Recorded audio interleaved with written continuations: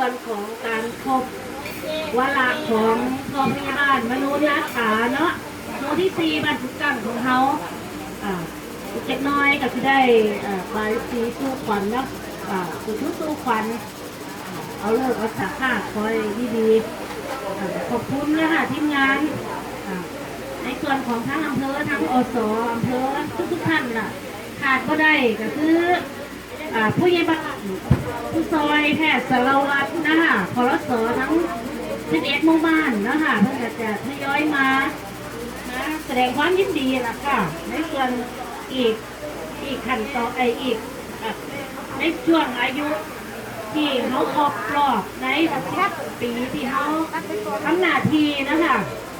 ผู้ใหญ่บ้านผู้ซอยทั้ง2 ท่านนั่นแหละนะคะผู้ซอยปทุมพรนะคะปทุมพรหนูนังคูนจันทิมาเจริญผลเนาะอันนี้ก็คือว่าคุณพ่อคุณแม่ขาดก็ได้คือคุณพ่อคุณแม่ในพื้นที่นะคะที่ใหญ่มาร่วมในส่วนของความยินดีกับพ่อผู้ใหญ่มนุษย์นักศึกษาของเราในครั้งนี้แล้วก็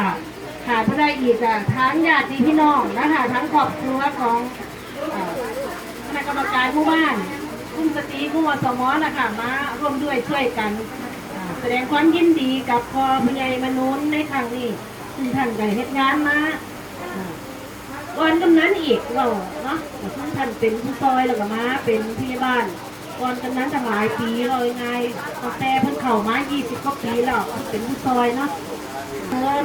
น้องนะครับเขาที่เพิ่นได้มาเป็นเกียรติมื้อนี้นะคะมาเป็นเกียรติแล้วก็งานของเขา